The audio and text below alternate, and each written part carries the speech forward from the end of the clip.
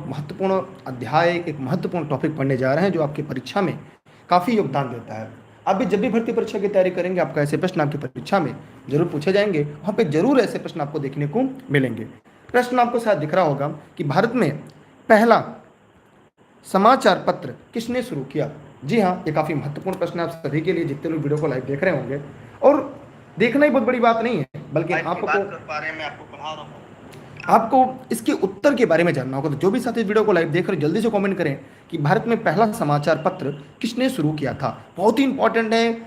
जी हाँ, जितने लोग इस वीडियो को देख रहे हैं, चाहे फेसबुक पे, चाहे यूट्यूब पे, जहाँ जहाँ भी आपकी नज़र पड़ रही होगी ना, वहाँ जाइए और इस प्रश्न का विस्तृत व्याख्या करिएगा। क्योंकि रेस के घोड़े हमेशा रेस में अच्छे लगते हैं, खेत में नहीं। और आप सब तो पहले से ही रेस के घोड़े हैं।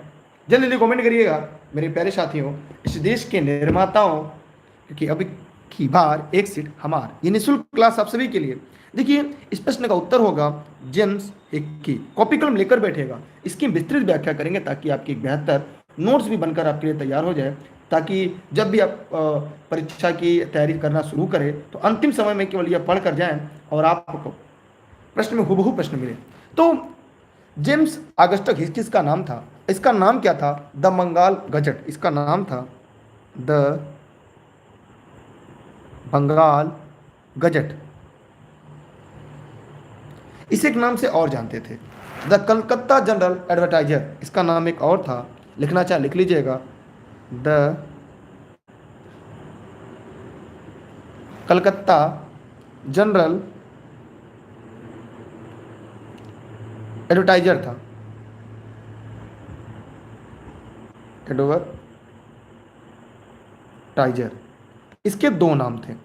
और यह जेम्स ऑगस्टस हिक्की ने 1780, कब? 1780 में शुरू किया था। ये पहला जो प्रकाशन इसका 1780 से शुरू हुआ। मतलब यहां पर ध्यान दीजिएगा, द बंगाल गजट का एक और नाम है,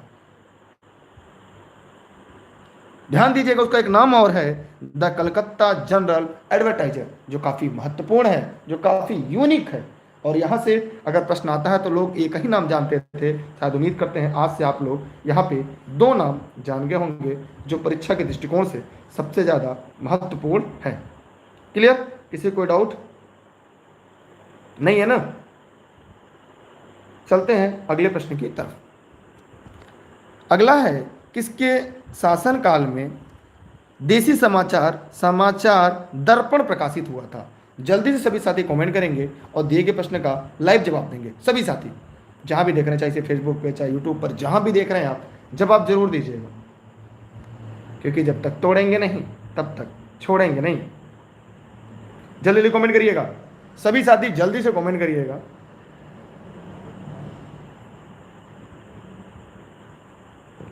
जहां भी से देख रहे हैं जल्दी जल्दी बताइए। देखिए, देसी समाचार पत्र समाचार दर्पण प्रकाशित हुआ था Lord Curzon, Lord Minto, Lord William Bentinck, Marquess of Hasting.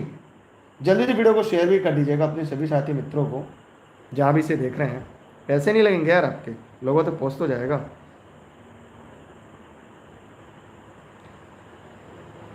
आइए ध्यान से देखते हैं। इस प्रश्न का जो सही जवाब होगा वो होगा मार्विक्स ऑफ हेस्टिंग, माने डी इस प्रश्न का सही विकल्प है।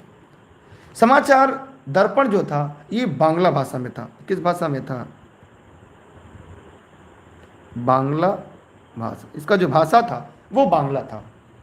ठीक है। अगर इसका प्रकाशन देखा जाए, इसका जो प्रकाशन कब हुआ था, अगर इसका प्रकाशन हम और आप देखें तो कब हुआ, शेयर कर दीजिए। ठीक है, तो यह 1818 में इसका प्रकाशन हुआ था। क्लियर? कोई डाउट किसी को? दूसरी बात यहाँ पे और आगे हम लोग देखेंगे कि इस समय ब्रिटिश गवर्नर कौन था। उस समय मार्विस ऑफ हेस्टिंग उस समय गवर्नर थे। लेकिन किसने प्रकाशन किया था, उस प्रकाशक का नाम क्या है? तो ये मार्समैन ने। किसने? ये मार्समैन की पत्रिका। दर्पण किसका था? ये मार्समैन प्रकाशक कौन थे? मार्समैन। ये आपके लिए बहुत ही इंपॉर्टेंट था, जो मैंने आपको यहां से स्पष्ट कर दिया। क्लियर? आगे चले अगले प्रश्न की तरफ। आप लोगों ने वीडियो को शेयर किया? अभी नहीं, जल्दी से कर दीजिए अपने सभी साथी मित्रों को, स्क्रीनशॉट भी कर लीजिएगा। चलते हैं अगले प्रश्न की तरफ। हमारा उद्देश्य एक प्रश्न से तोड़कर आपके कई प्रश्न बनाना। निम्न में किस अंग्रेज व्यक्ति ने पहली बार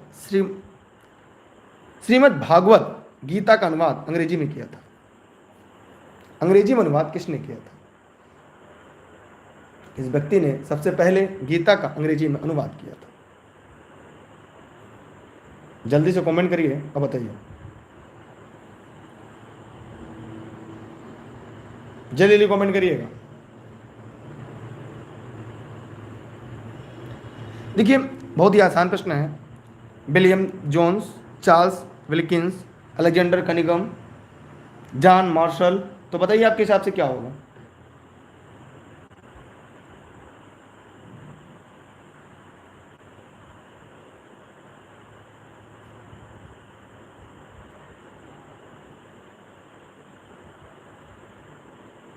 चलिए ध्यान से देखते हैं। इस प्रश्न का जो सही विकल्प है वो है चार्ल्स विल्किंस। ये हमने ऊपर पढ़ा, इसके अगर आप लगातार लेक्चर पढ़ रहे होंगे तो आपको याद होगा, वहाँ पे मैंने इसके बारे में ज़्यादा विस्तृत से बताया था। Charles Wilkins. गवर्नर जनरल उस समय कौन था? वारेन हेस्टिंग था। और यह अनुवाद जो हुआ था 1784 में। उस समय गवर्नर जनरल कौन था? वारेन हेस्टिंग थे। 1784 में कौन थे? वारेन हेस्टिंग थे। उस समय वारेन हेस्टिंग थे, ठीक है। इसलिए बात आप लोग को पता भी होनी चाहिए और जानना चाहिए।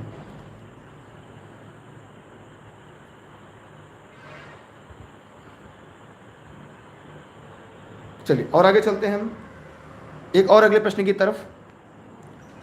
अगला है, इंडिया डिवाइडेड नामक पुस्तक किसने लिखी है? जल्दी जल्दी कमेंट करिएगा। इंडिया डिवाइडेड नामक पुस्तक किसने लिखी है? जल्दी जल्दी जवाब दीजिएगा।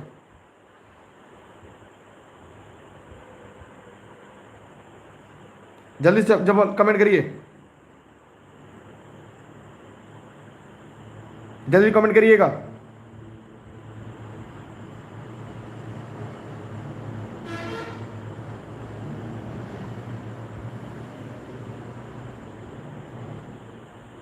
देखिए इंडिया डिवाइडेड आप लोगों ने कई बार पढ़ा, इसका उत्तर होगा डॉक्टर राजेंद्र प्रसाद। इसका उत्तर क्या है? डॉक्टर राजेंद्र प्रसाद है। अगर आप लोगों ने इस प्रश्न का उत्तर डॉक्टर राजेंद्र प्रसाद बताया है, इसका मतलब इस प्रश्न का उत्तर सही है, ठीक है। चलते हैं और अगले प्रश्न की तरफ। यहाँ पे इंडिया डिवाइडेड में भारत और पाकिस्तान के विभाजन में जो दंगा हुआ था उसकी समस्याओं को चित्रण करते हुए डॉक्टर राजेंद्र प्रसाद ने इसका जिक्र इंडिया डिवाइडेड में किया है। इसमें विभाजन की बात की गई है, भारत व पाक विभाजन। उस समय के दृश्य का चित्रण किया गया है, ठीक है। उस समय जो दृश्य था उसका चित्रण इसमें साफ साफ स्पष्ट रूप से किया गया है। क्लियर? चलिए और आगे चलते हैं अगले प्रश्न की तरफ। प्रसिद्ध आनंद मठ के रचयिता कौन है? जल्दी जल्दी कमेंट करिएगा सभी साथी, सभी लोग जल्दी जल्दी कमेंट करिए। आनंद मठ के रचयिता कौन है? जल्दी से कमेंट करिए, बताइए।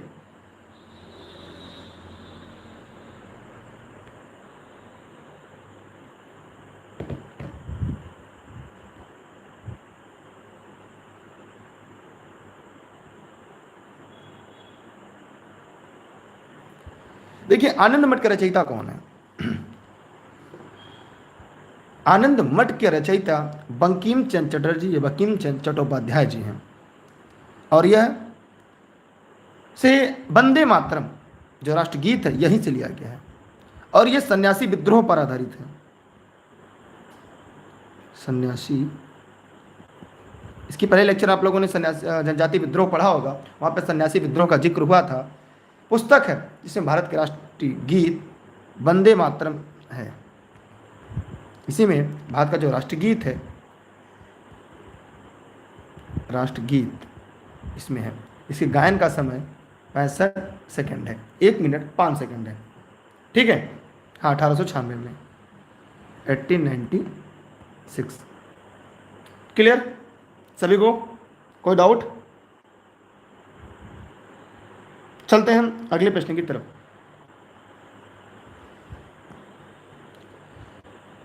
अभ्युदय समाचार पत्र किससे संबंधित है? जल्दी से जवाब दीजिएगा सभी साथी, जल्दी जल्दी कमेंट करिएगा। ये मत सोचिएगा आपका उत्तर गलत हो जाएगा, कोई गलत हो जाने पर कोई गोली नहीं मार देगा।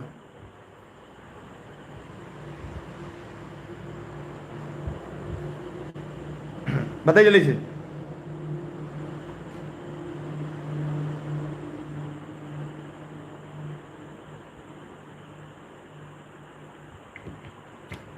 देखिए, अभ्युदय समाचार पत्र किससे संबंधित है? इंपॉर्टेंट प्रश्न है, सभी के लिए है। संपूर्णानंद, जवाहरलाल नेहरू, सिस्ता कृपलानी, मदन मोहन मालवीय। सभी लोग ध्यान से देखिएगा, यहां पे इस प्रश्न का उत्तर होगा मदन मोहन मालवीय। आप लोग सभी प्रश्न का जवाब दिया करिए, कुछ लोग के जब गलत हो जाएंगे तो भविष्य में ऐसे प्रश्न कभी गलत नहीं होंगे, इसलिए अगर यहां पे गलत हो जा रहा है तो कोई दिक्कत नहीं, ठीक? ये बात आप लोग हमेशा जानते रहिएगा।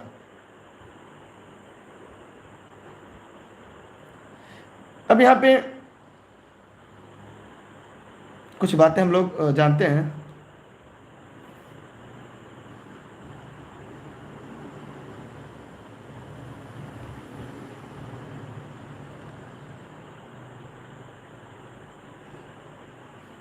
यहां पर एक बात ध्यान देखना और आपको समझना है यहां से, जो इंपॉर्टेंट है आपके लिए। अभ्युदय समाचार पत्र मदन मोहन मालवीय ने संपादित किया था। इसका प्रारंभ अगर देखा जाए, लिख लीजिएगा सभी लोग, नोट्स बना लीजिएगा।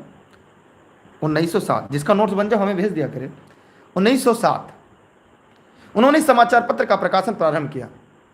इसके अलावा उनकी प्रमुख अगर पुस्तक देखा जाए, इनकी प्रमुख और पुस्तक देखा जाए जो परीक्षा में पूछा जाता है, द लीडर है। द लीडर दैनिक था, ये दैनिक निकलता था, ये डेली के डेली संपादित होता था। हिंदुस्तान,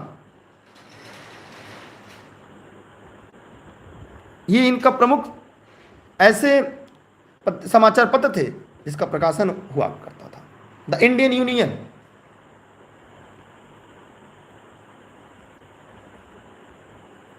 द इंडियन यूनियन, ये इनकी ऐसी रचना है जो आपकी भर्ती परीक्षा में बार बार पूछा जाता है। संपूर्णानंद का एक प्रमुख कोई रचना बता सकता है जो परीक्षा में पूछा जाता हो? मर्यादा, जो बार बार परीक्षा में पूछा जाता है। और महात्मा गांधी का कई ठो आप लोगों ने पढ़ा है, नवजीवन।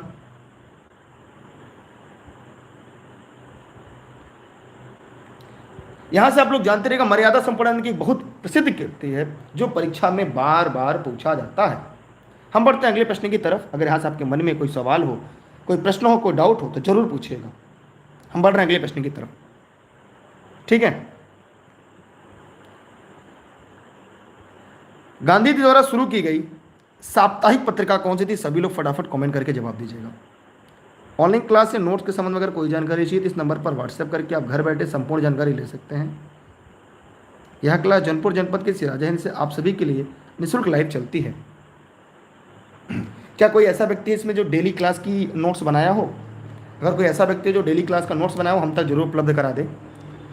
गांधी जी द्वारा शुरू की गई साप्ताहिक पत्रिका कौन सी थी? पत्रिकाएं आप तो देखेंगे सभी लगभग आपको गांधी जी की लग रही होंगी, लेकिन साप्ताहिक कौन सी थी? यंग इंडिया, केसरी, कामरेड, अल हियाल, इन सभी के बारे में मैंने पढ़ा। अगर आप लगातार हमारी क्लास पढ़ रहे होंगे तो आपको सारी जो टॉपिक है ये पढ़ा गया है। वैसे इस प्रश्न का उत्तर ए है, यंग इंडिया। ज़्यादातर लोगों ने इस प्रश्न का जवाब सही दिया है, ए यंग इंडिया। जब दक्षिण अफ्रीका में वहाँ के स्थानीय निवासियों पर अत्याचार को देखा तो उन्होंने इंडियन ओपिनियन नामक अखबार भी निकाला था। मतलब एक साप्ताहिक पत्रिका और निकला था उनका, इंडियन ओपिनियन।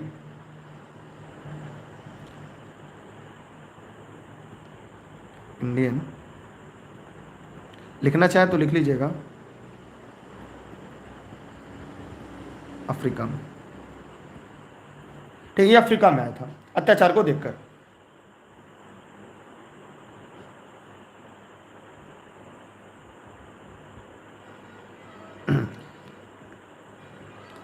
चलिएगा, आप सभी को शुभकामनाएं। भारत एक खोज बहुत ही इंपॉर्टेंट रचना है, किसकी है जल्दी से कमेंट करिए। भारत एक खोज किसकी रचना है, जल्दी से कमेंट करिएगा सभी साथी,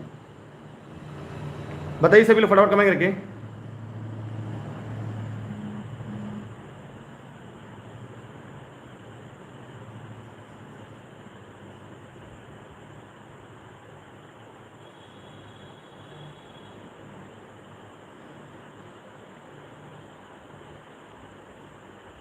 जल्दी जल्दी कमेंट करिए आप सभी साथी।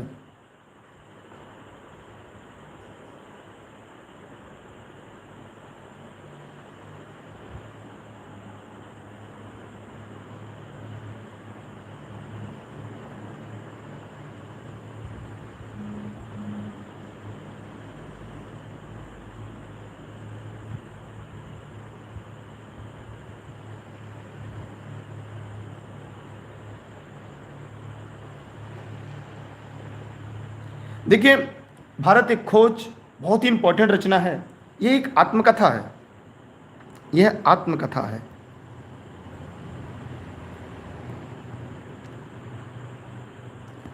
किसकी?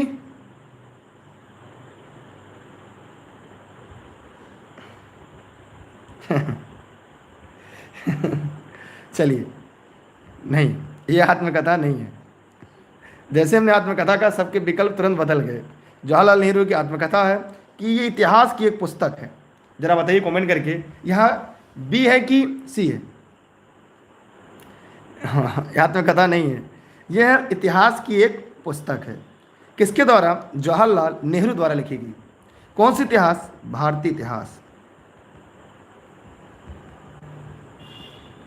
ये भारतीय इतिहास का एक ऐसा झरोखा है, ठीक है।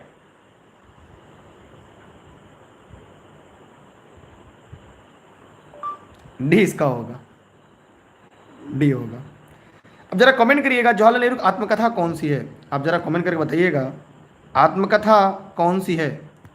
आत्मकथा कौन सी है? जरा आप लोग कमेंट करके बताइएगा कि नेहरू जी की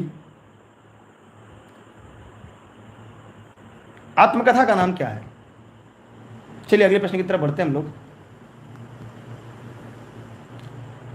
ब्रिटिश शासन के दौरान भारत के आर्थिक निकास के सिद्धांत के वर्णन करने वाली पुस्तक किसने लिखी? ये भी हमने ऊपर पढ़ाया है, अगर आप लगातार क्लास में होंगे तो शायद आप इस प्रश्न का जवाब दे लेंगे।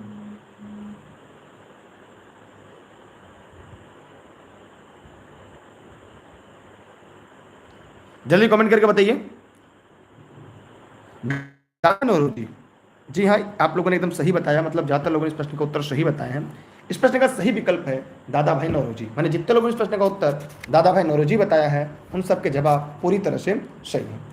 अंग्रेजी साम्राज्य के भारत पर आर्थिक प्रभाव का मूल्यांकन इन्होंने किया था, निर्धनता की ओर ध्यान आकर्षित किया था, और नौरोजी द्वारा दत्त तथा वाचा द्वारा प्रकाशित प्रतिपादित निकास का सिद्धांत अंग्रेजों की भारत में आर्थिक भूमिका का सीधा सीधा दोषारोपण करने का काम करती है।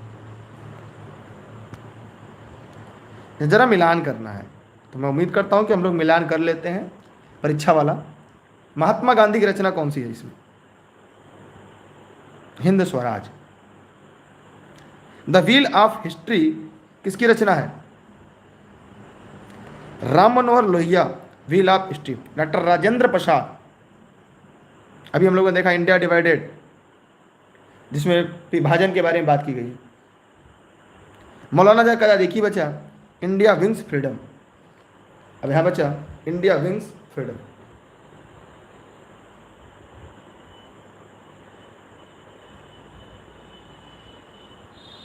ठीक है, चलिए मैं उम्मीद करता हूं यहां तक आपके कॉन्सेप्ट क्लियर हो चुके होंगे। अब मिलान जो भी होगा मिलान कर लीजिएगा, स्क्रीनशॉट रख लीजिएगा, क्योंकि यहां से 4 क्वेश्चन आपके तैयार हो जाएंगे। जो भी विकल्प होगा वो अपना कर लीजिएगा। डिवाइन लाइफ के लेखक कौन है? डिवाइन लाइफ के लेखक कौन है? राजा राम मोहन राय, रामकृष्ण परमहंस, शिवानंद, शिवाजी गणेशन। बताइए जल्दी से कमेंट के माध्यम से सभी साथी।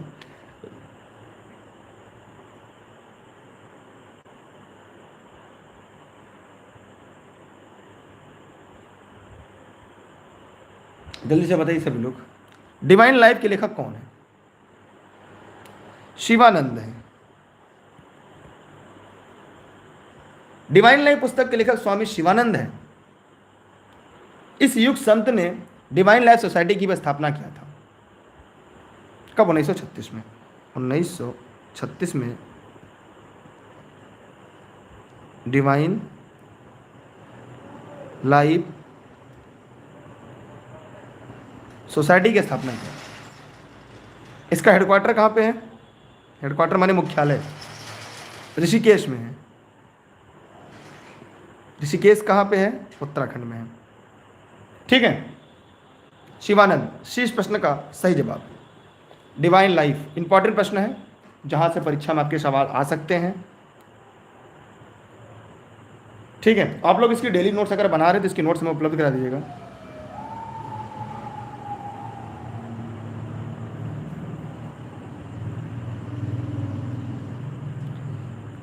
अगला सवाल आपके सामने, चर्चित पुस्तक लाइफ डिवाइन के लेखक कौन है? तब क्लियर हो गया। बताइए, इसके पहले जो हम लोगों ने पढ़ा था वो डिवाइन लाइफ था। डिवाइन लाइफ, इसके लेखक कौन थे? शिवानंद। अब लाइफ डिवाइन के लेखक कौन है? अब हमें ये देखना है कि इस प्रश्न का जवाब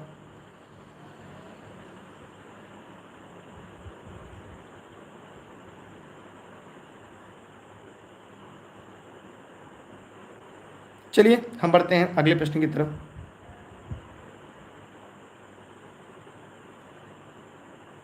बताइए,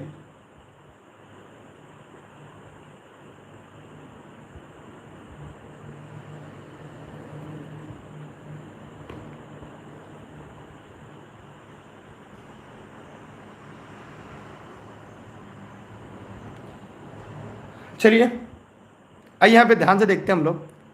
इस प्रश्न का जो उत्तर क्या है, बड़ा कंफ्यूजन क्रिएट है, इसको अब पर्दा हटाया जाए। अरविंद घोष है। अरविंद घोष, इन्होंने 1890 में आईसीएस की परीक्षा, जो आगे चलकर आईएएस बनती है, परीक्षा उत्तीर्ण की, लेकिन घुड़सवारी में असफल हो गए। फिर आगे चलकर 1906 से 10 तक क्रांतिकारी नेता रहे, बाद में सन्यासी बन जाते हैं।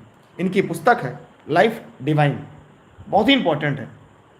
20 प्रश्न का सही जवाब होगा। सोचिए, डिवाइन लाइफ और लाइफ डिवाइन हो जाने पे कितना बड़ा अंतर देखने को मिलता है।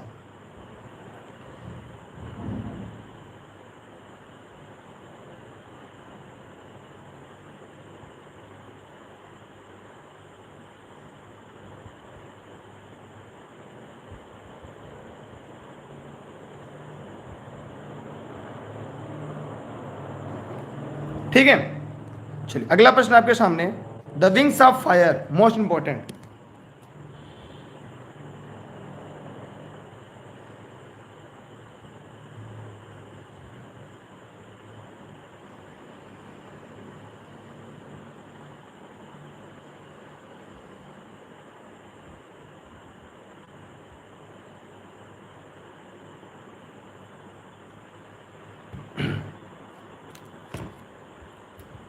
विंग्स ऑफ फायर बहुत इंपॉर्टेंट है।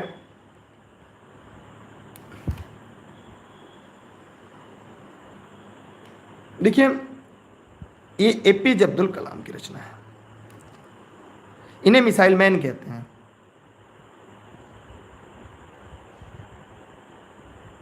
इन्हें मिसाइल मैन की संज्ञा दी गई है। इनकी जो पुस्तक है द विंग्स ऑफ फायर, इनकी रचना क्या है? Wings of fire.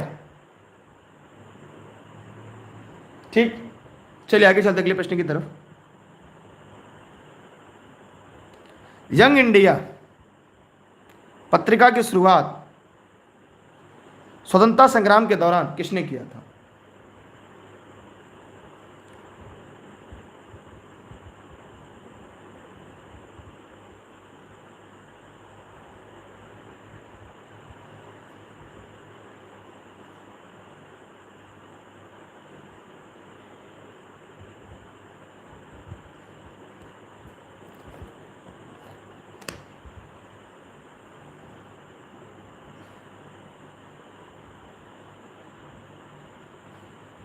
चलिए, यंग इंडिया की शुरुआत स्वतंत्रता संग्राम के दौरान किसने किया?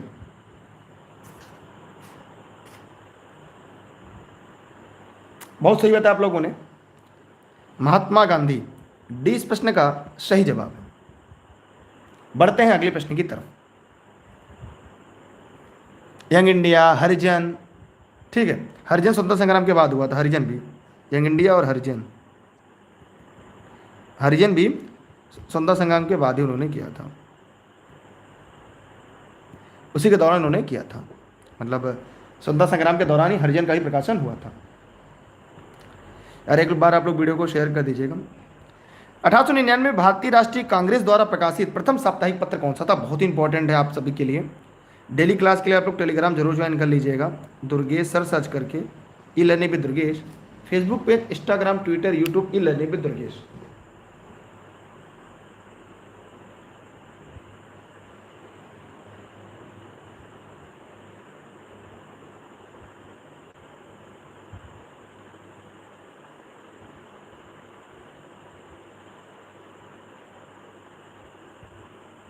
बताइए जल्दी से।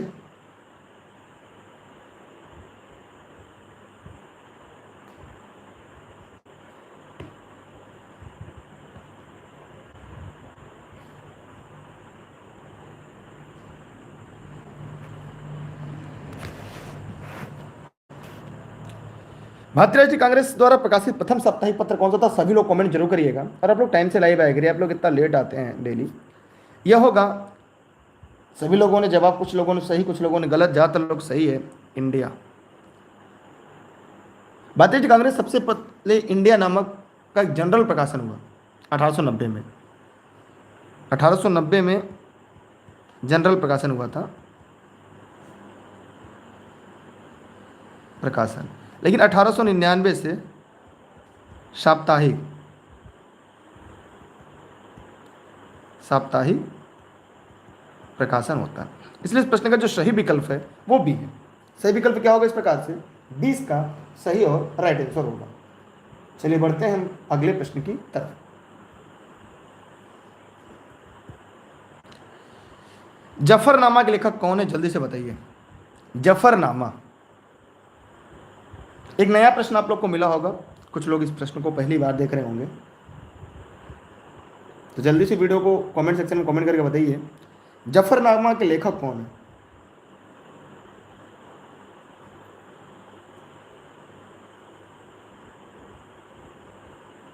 वीडियो को शेयर करना ना भूलेगा, लाइक करके शेयर कर दीजिएगा, पैसे नहीं कटेंगे आप लोग को, ठीक है।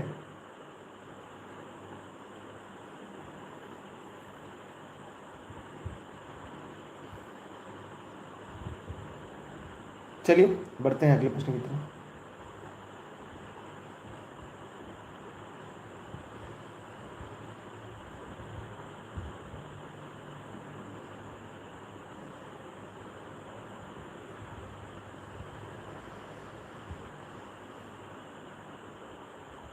आइए इस प्रश्न के बारे में अच्छे से देखते हैं। जफरनामा इंपॉर्टेंट प्रश्न है।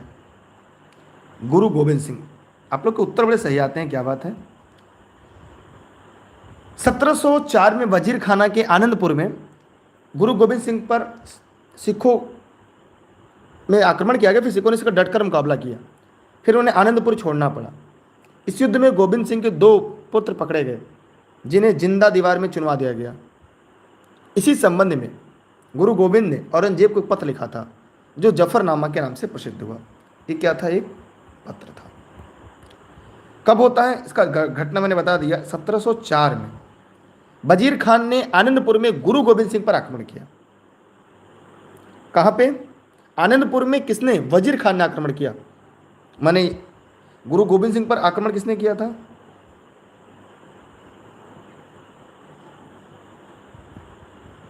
वजीर खान ने।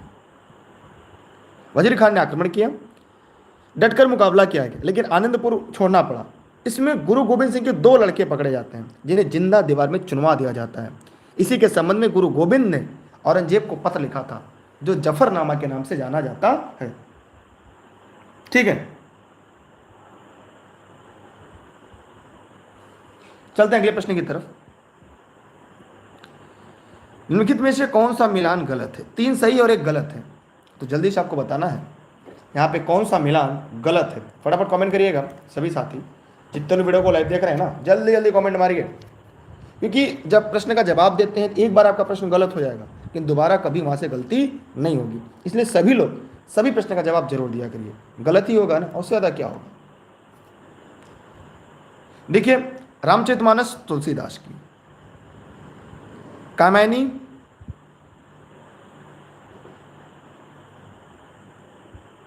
Jaishankar Prasad, Madhushala Sumitranand Pant, my experiment with truth Mohandas Karamchand Gandhi. तो जल्दी से बताइए इस प्रश्न का उत्तर क्या होगा। देखिए, मधुशाला जो है ये सुमित्रानंद पंत की नहीं है, ये हरिवंश राय बच्चन की है। हरिवंश राय बच्चन की है। मतलब जो गलत है वही सही है, माने जो गलत है वही इसका विकल्प सही है। ठीक है, चलते हैं अगले प्रश्न की तरफ। न्यू इंडिया के लेखक कौन है? अभी इंडिया आपने ऊपर देखा था, न्यू इंडिया के लेखक कौन है?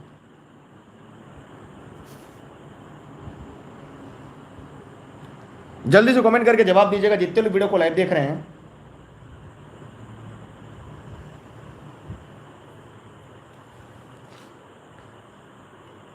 देखिए, न्यू इंडिया एनी बेसेंट ने लिखा था।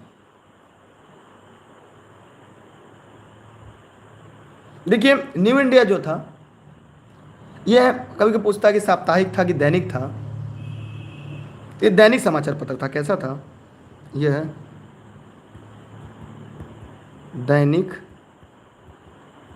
समाचार पत्र था, लेकिन इसके साथ साथ उनके कॉमनीवाल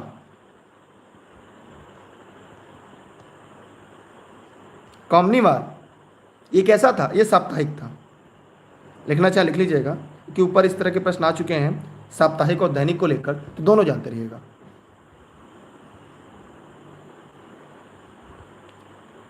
तो जो न्यू इंडिया था ये दैनिक समाचार पत्र था। ये क्या था? ये एक समाचार पत्र था। सभी का क्लियर हुआ? किसी के मन में कोई डाउट, कोई समस्या, कोई प्रश्न नहीं है ना? तो यार फिर वीडियो को शेयर क्यों नहीं करते आप लोग? अच्छी चीज़ें लोगों तक पहुंचाइए। ऐसी क्लास पूरे यूट्यूब पर नहीं मिलेगी। अगर मिल जाए चैनल को छोड़ दीजिएगा, सब्सक्राइब कर दीजिएगा। इसमें से कौन सा युग्म सुमेलित नहीं है, माने कौन सा गलत है? 3 सही 1 गलत है, वही आपको बताना है।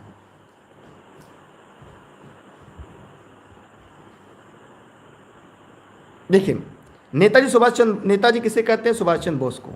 सीमांत गांधी, देशबंधु सी.आर. दास सही है।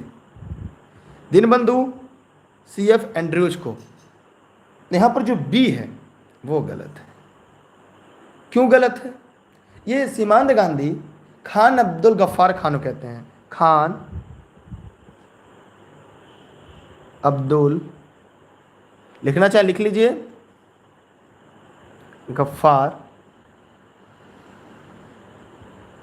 खान को कहते हैं। इसलिए जो गलत है वही सही है। बी क्या है आपका? गलत। और जो गलत है वही सही है, क्योंकि सीमांत गांधी खान अब्दुल गफ्फार खान को कहा जाता है। ठीक है, अब यहां से 4 प्रश्न आपके तैयार हो गए। मौलाना अबुल कलाम आजाद को क्या कहा जाता है? किसी को पता है? इन्हें फ्रंटियर गांधी भी कहते हैं। सीमांत गांधी को क्या कहते हैं?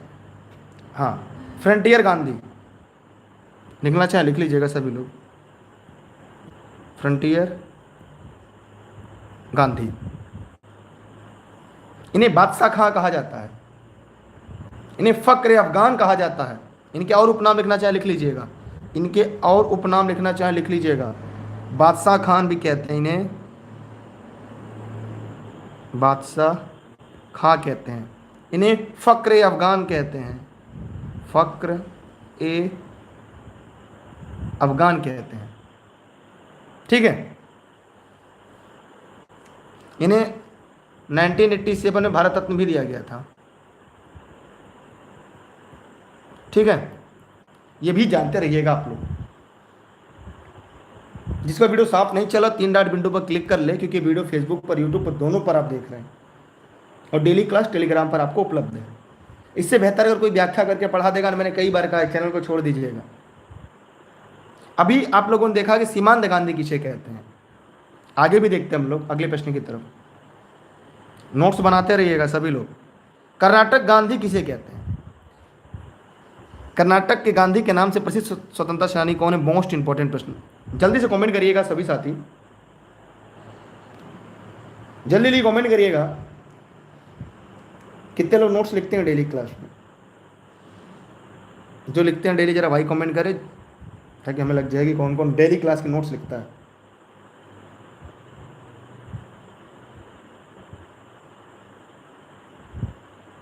अच्छा ठीक है,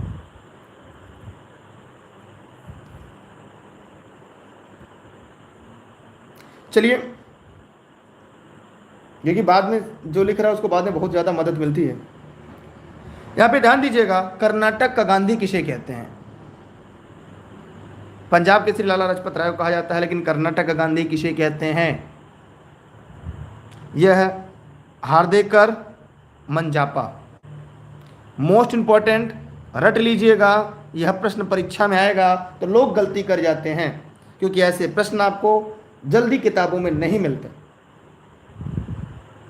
ऐसे प्रश्न आपको परीक्षा में नहीं मिलते। ठीक है, अगला है, महात्मा गांधी को सबसे पहले राष्ट्रपिता किसने कहा था? जो भी नोट्स लिख रहा होगा डेली क्लास की, वो मेरे व्यक्तिगत नंबर पर मुझे व्हाट्सएप कर देगा। जो भी नोट्स लिख रहा होगा, ये मेरा व्यक्तिगत नंबर, इस पर आप मुझे व्हाट्सएप छोड़ दीजिएगा जरूर से, या मुझे टेलीग्राम कर दीजिएगा। पीडीएफ बना के, एकदम साफ पीडीएफ बना के भेजिएगा। जो भी आप डेली क्लास के नोट्स बनाते हैं, जिससे आधुनिक भारत, पहले प्राचीन भारत के इतिहास बनाया आप लोगों ने, फिर मध्यकालीन, फिर आधुनिक भारत के इतिहास, क्योंकि वो एक ऐसा रामबाण नोट्स होगा ना, उसके बाद अब कुछ नहीं पढ़ना है। चलिए, राष्ट्रपिता किसे कहते हैं? देखिए, इन्होंने सबसे पहले सुभाष चंद्र बोस ने कहा था। सी प्रश्न का सही जवाब होगा। महात्मा गांधी को सर्वप्रथम राष्ट्रपिता के नाम से सुभाष चंद्र बोस ने कहा था। अब प्रश्न आता है, इन्हें महात्मा किसने कहा था? तो रविन्द्रनाथ टैगोर ने कहा था। महात्मा कौन कहा था? रविन्द्रनाथ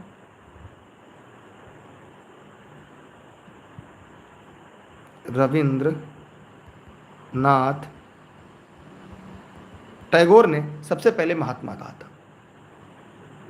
अर्धनग्न फकीर किसने कहा था? अर्धनग्न फकीर, अर्धनग्न फकीर किसने कहा था? चर्चिल ने। विंस्टन चर्चिल ने, पीएम था वहां का, इसने अर्धनग्न फकीर कहा था गांधी जी को। गांधी जी को अर्धनग्न फकीर कहा था। ठीक है, चलिए आगे बढ़े अगले प्रश्न की तरफ। किसी कोई दिक्कत नहीं है ना? गांधी जी के नाम के साथ प्रत्यय महात्मा किसने जोड़ा? अभी ऊपर हमने बताया, तो किसने जोड़ा वो मैंने आपको बता दिया था कि महात्मा, अगर महात्मा देखा जाए तो रविंद्रनाथ टैगोर ने, रविंद्रनाथ टैगोर ने। लेकिन कहां? चंपारण सत्याग्रह के दौरान। मैंने इस प्रश्न का जो सही विकल्प है वो ए है। ये बिहार में नील उत्पादक जो कृषक थे बिहारी, अंग्रेज उनका उत्पीड़न करते थे, इसका विरोध गांधी जी ने राजेंद्र प्रसाद की सहायता से किया। यह घटना जो थी आप लोग को पता ही होगा, 1917 गांधी जी का पहला सत्याग्रह था, पहला आंदोलन था ये सफल रहा, और गांधी जी के नाम से यहीं पर महात्मा जुड़ जाता है। क्लियर हुआ?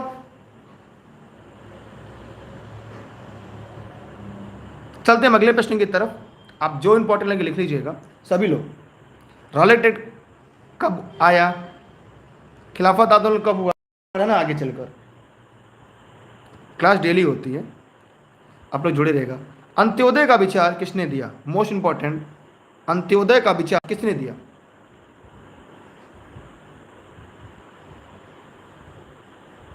विनोबा भावे, महात्मा गांधी, अरविंद घोष या जयप्रकाश नारायण? अंत्योदय का विचार सर्वप्रथम गांधी ने दिया।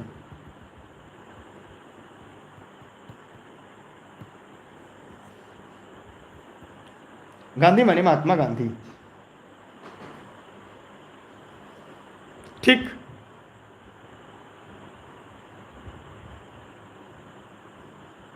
ठीक है,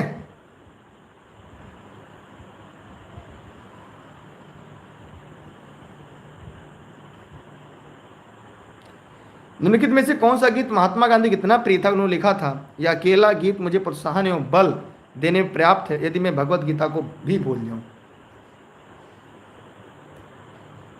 जल्दी से कमेंट करिएगा सभी साथी।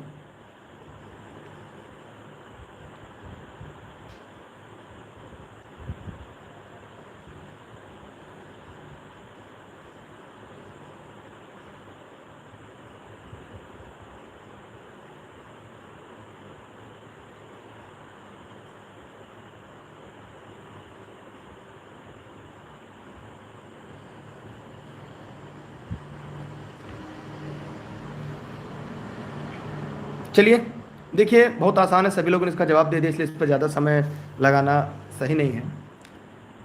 रघुपति राघव राजा राम, 20 प्रश्न का एकदम राइट आंसर है।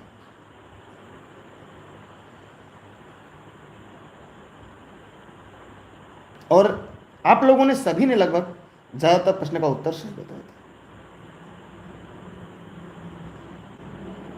महात्मा गांधी ने रघुपति राघव राजा राम में कहा था कि मैं गीत ऐसा है जो मुझे गीता, भगवत गीता को मैं भूल जाऊं, मुझे प्रोत्साहन देता है। ठीक है, हम बढ़ते हैं अगले प्रश्न की तरफ। आराम हराम है, मुझे देखना इस प्रश्न का जवाब, बहुत सारे लोग हमेशा गलती करते हैं। आज आपको जवाब देना है, आपको इस प्रश्न का जवाब देके बताना इस प्रश्न का उपयुक्त विकल्प क्या होगा।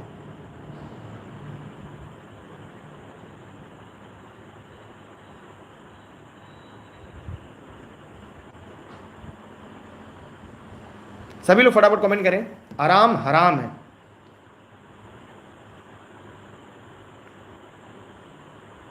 चलिए, काफी लोग, इस प्रश्न का उत्तर क्या है? सही विकल्प जवाहरलाल नेहरू।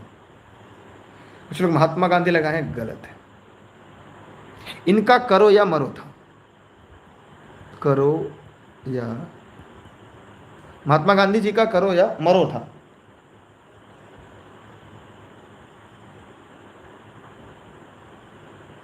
क्लियर हुआ? चलते हैं अगले प्रश्न की तरफ। उड़ीसा का गांधी किसे कहते हैं? मोस्ट इंपॉर्टेंट, उड़ीसा का गांधी किसे कहते हैं? ऊपर हम लोगों ने पढ़ा था कर्नाटक का गांधी, ऊपर हम लोगों ने पढ़ा था भी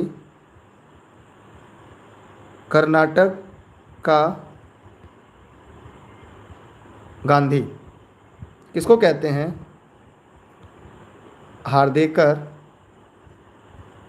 मंजाप्पा कर्नाटक का गांधी कहते हैं। वहीं सीमांत गांधी किसे कहते हैं?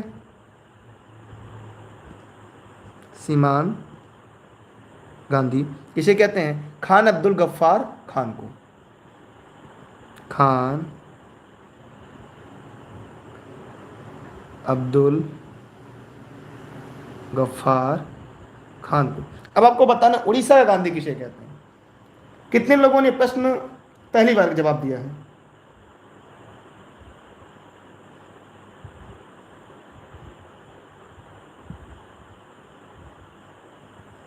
बताइए।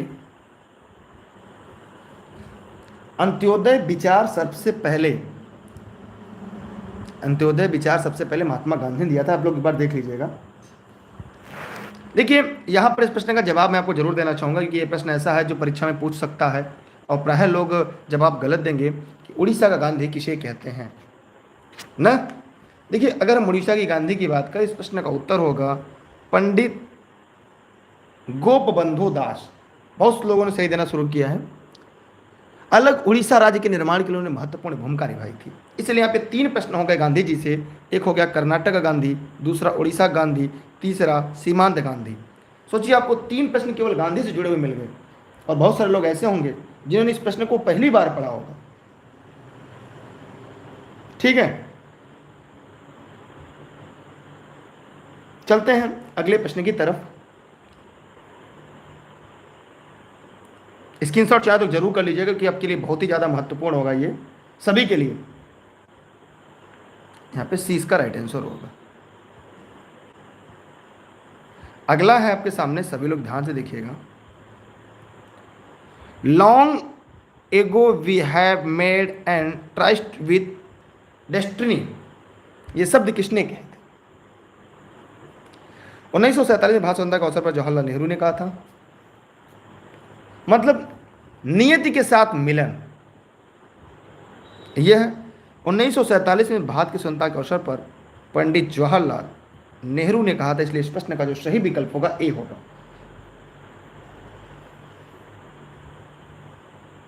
ठीक है,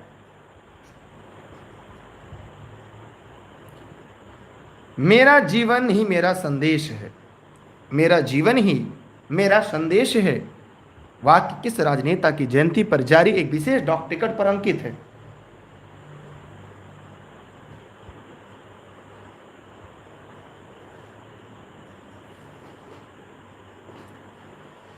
चलिए, यह है महात्मा गांधी। बी, मेरा जीवन ही मेरा संदेश है।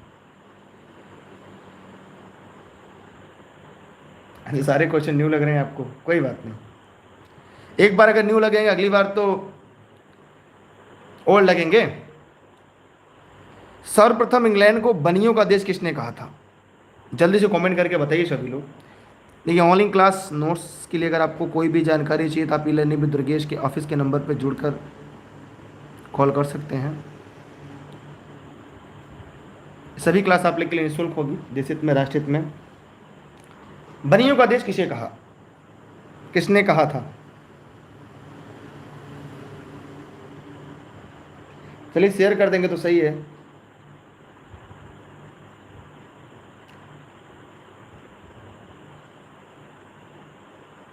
देखिए सर्वप्रथम इंग्लैंड को बनियों का देश किसने कहा? अशोक, चंद्रगुप्त मौर्य, अजात शत्रु, नेपोलियन। तो ये नेपोलियन ने कहा था। बनिया मतलब व्यापारी।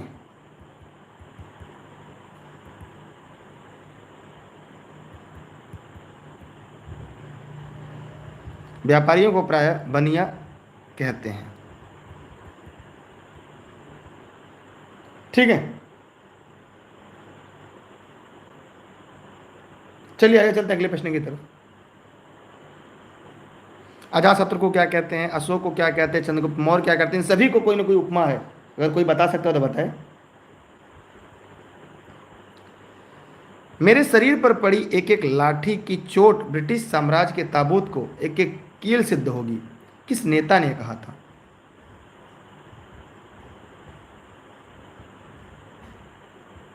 जल्दी बताइए।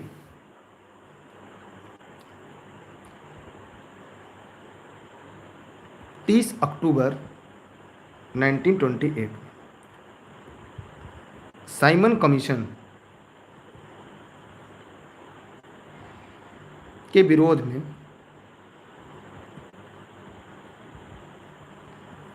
लाला लाजपत राय पुलिस द्वारा लाठी चार्ज से काफी घायल हो गए थे, और घायल होने के बाद उन्होंने कहा मेरे शरीर पर पड़ी एक एक लाठी की चोट ब्रिटिश साम्राज्य के ताबूत की एक एक कील सिद्ध होगी, और यहीं पर इनकी मृत्यु भी हो जाती है। इसी के बाद इनकी मृत्यु भी हो जाती है यहीं पर। ठीक है,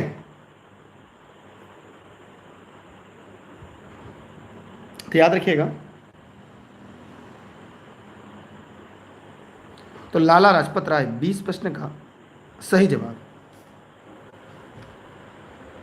आगे बढ़ रहे अगले प्रश्न की तरफ हम। दिल्ली चलो नारा किसने दिया?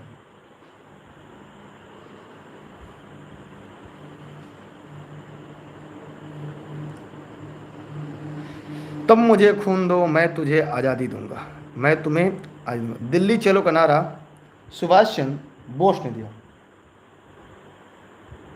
ठीक, किसने दिया? सुभाष चंद्र बोस ने दिया। यार जितने लोग वीडियो को लाइव देख रहे उतने लोगों तो लाइक करके शेयर कर दीजिए, पैसा नहीं कटता। सुभाष चंद्र बोस। कौन गांधीवादी विचारधारा के अग्रणी माने जाते हैं?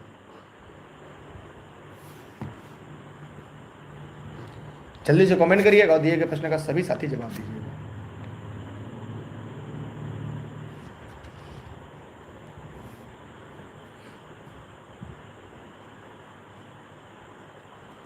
विनोबा भावे 1951 में भूदान आंदोलन में चला था इन्होंने।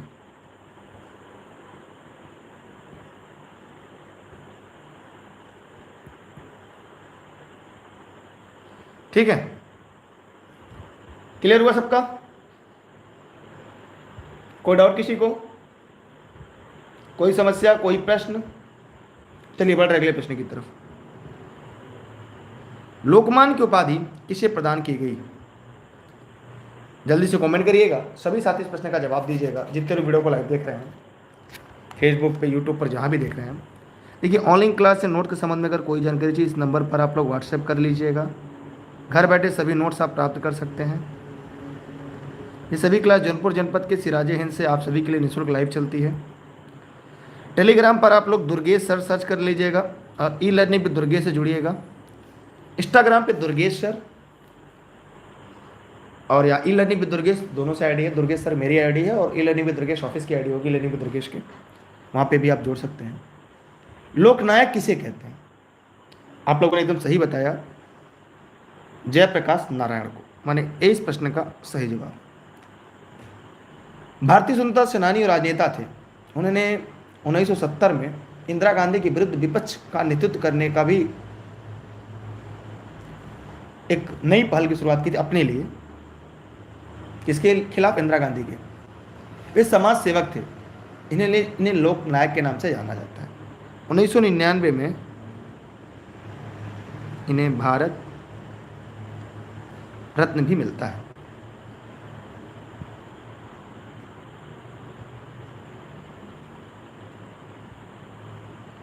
ठीक है, चलिए आज की क्लास यहाँ पे समाप्त होती है। शेरे पंजाब लाला लाजपत राय को कहते हैं, शायद आप लोग को पता होगा। चाचा पंडित जवाहरलाल नेहरू को कहते हैं। कायद ए आजम मोहम्मद अली जिन्ना को जानते हैं, याद रखिएगा। कायद ए आजम मोहम्मद अली जिन्ना को कहते हैं। ठीक है, महामना मदन मोहन मालवीय कहते हैं।